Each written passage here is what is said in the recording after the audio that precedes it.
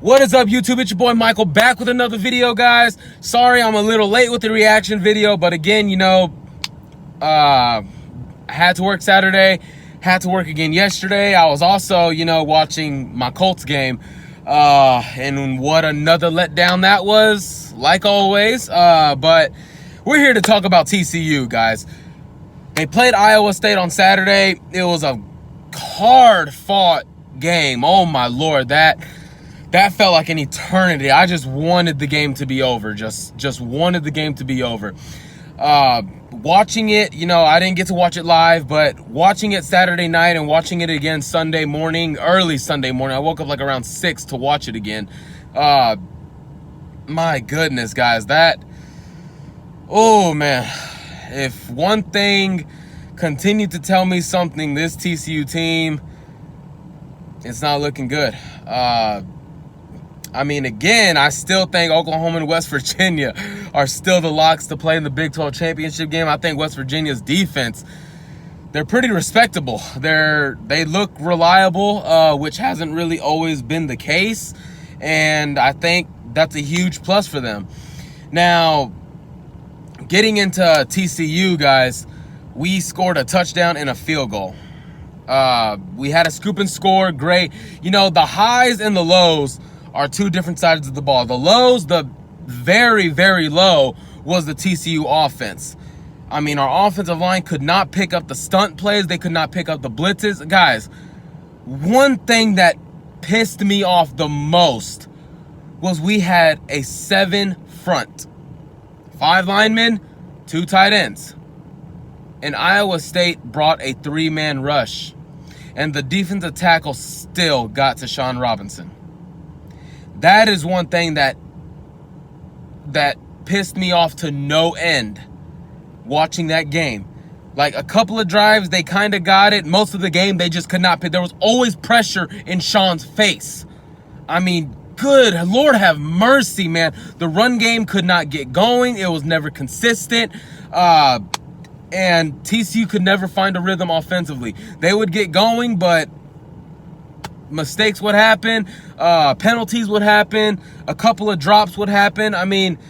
Lord have mercy. This offense is just out of sync. They have no rhythm. They have no sense of urgency. They're just out of a funk.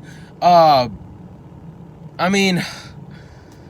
have mercy. Cavante Turpin got knocked out of the game with I don't know how that was not a targeting call.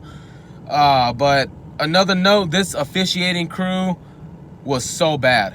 They were so bad. They missed calls, numerous calls on Iowa State. They missed quite a few calls on TCU. This officiating crew sucked.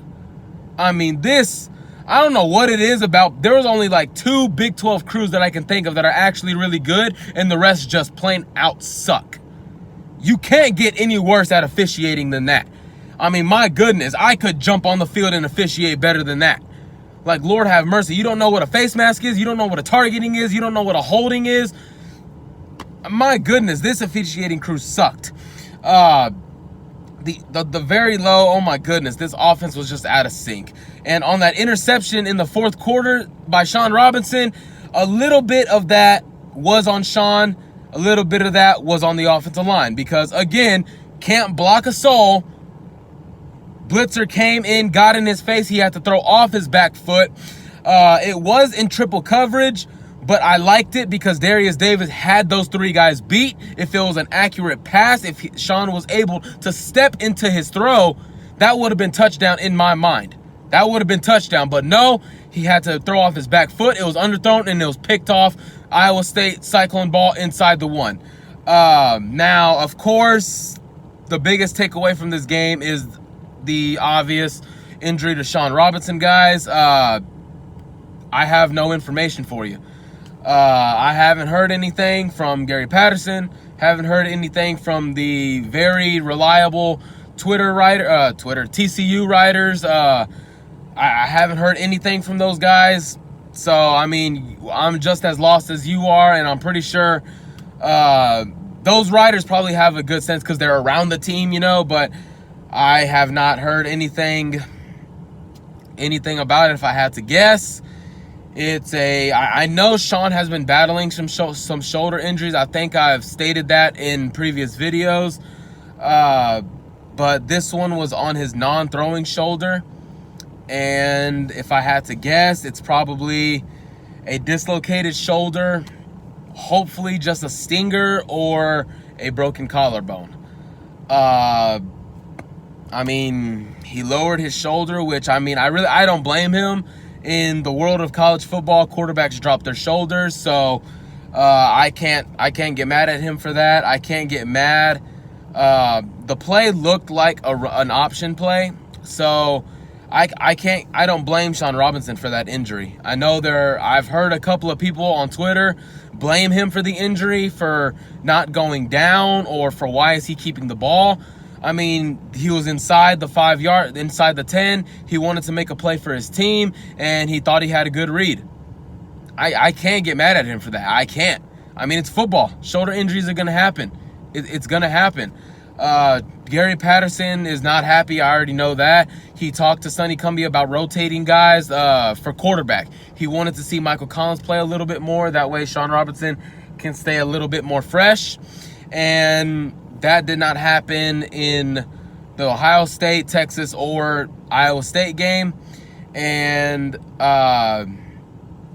sure enough, in my honest opinion, I think we're going to lose Sean Robinson for quite a while.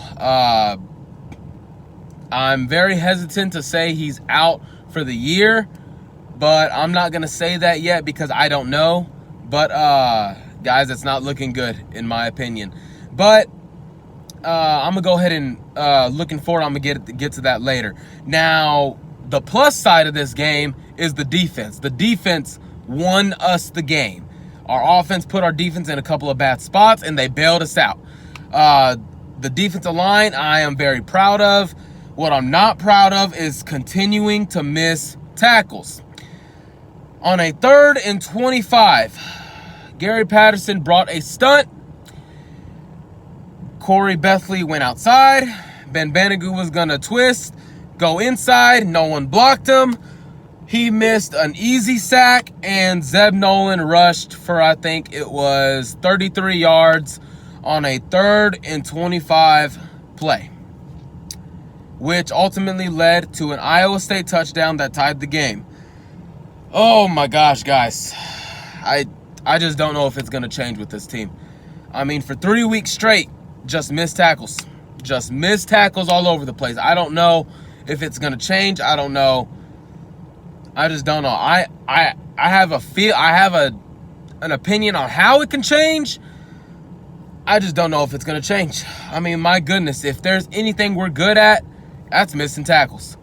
The front six missed some tackles, but I'm going to praise the secondary because I'm going to single one guy out real quick, and that's our lockdown corner, Jeff Gladney, who is proving to be probably the best cornerback in the Big 12, if not be a top 10 cornerback in the country.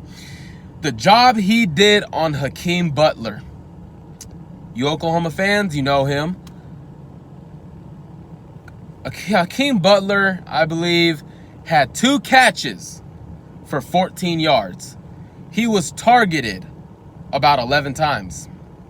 And the job Jeff Gladney did on Hakeem Butler, my goodness, this guy, oh my Lord, this guy, I cannot say enough about him. He is amazing. His technique, his position was great. I still don't understand why Noah Daniels is not playing more. Nico Small, the free safety, was out for this game. I think Markel Simmons played a great game in that backup role, who also started in this game. In 2 plays, he was just a foot away from making a great play. A batted pass and an interception twice. Just a hair of a second quicker. And he has a batted pass that saves a touchdown and an interception in the red zone. Man, I think he played a good game. In his games, he forced a fumble, which led to the Ben Banigou scoop and score. And Ridwan Issahaku had an okay game. Julius Lewis had an okay game. This defense bailed him out so much. This defense is obviously the strength of this team. They're going to have to carry this team moving forward. And the takeaway from this game, Iowa State is very good. Defensively, I believe they're probably going to be a 7-5 team, probably an 8-4 team, maybe.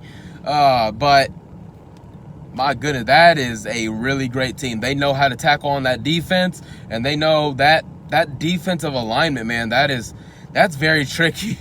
I mean, that is a very tricky defense to score and move the ball against. So, I mean, hats off to them. Best of luck to them in moving on in the season.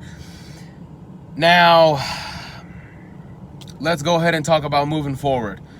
Sean Robinson, he does some things really well that Michael Collins, I'm not sure, can do, which is basically be elusive. Cardo Iguagu, I don't know when he's going to return. There's no timetable for him. Nico Small, I don't know when he's going to return. There's no timetable for him. These are 3 huge injuries, guys. We're talking about quarterback, our most experienced offensive lineman, and the quarterback of our secondary. Basically, the quarterback of our defense, actually. We're heading into a bye week, and it's a chance for Darius Anderson to get more healthy, a chance for the offensive line to watch more films, watch what they did wrong, another opportunity for Michael Collins to get in sync with the ones, and for this offensive line to just figure it out. I mean, oh my gosh.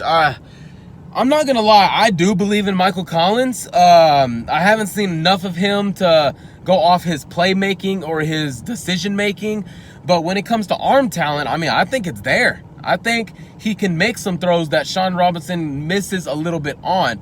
Now, I'm not saying Michael Collins is better than Sean Robinson. No, he is not. But when it comes to making a more accurate throw, I think Michael Collins can do it.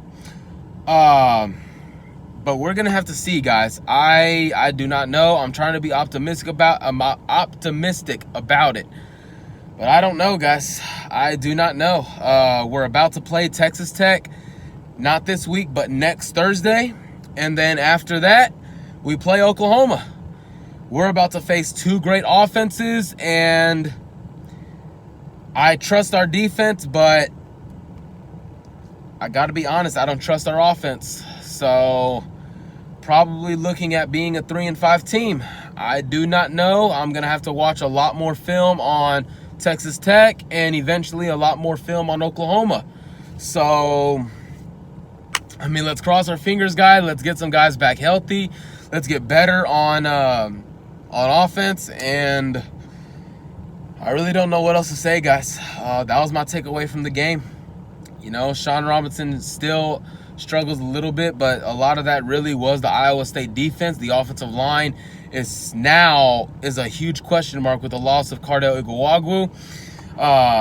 Running game needs to get established more, which also has to predicate to the offensive line. Receivers need to be more consistent. Is Kevontae Turpin going to come back healthy? All I know is that he got stitches. That's the only reason why he didn't come back into the game.